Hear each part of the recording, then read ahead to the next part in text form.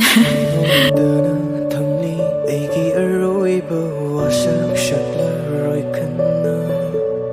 kanada thajava mumna. He could see no ijava waioiva nani aigi nushi pantundi tangkare wishing from kanna.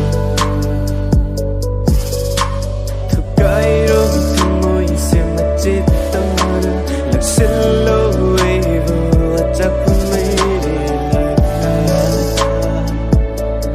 thigo phongdoknaba. Thukairo tumoi se machitana laksillo evo achapmai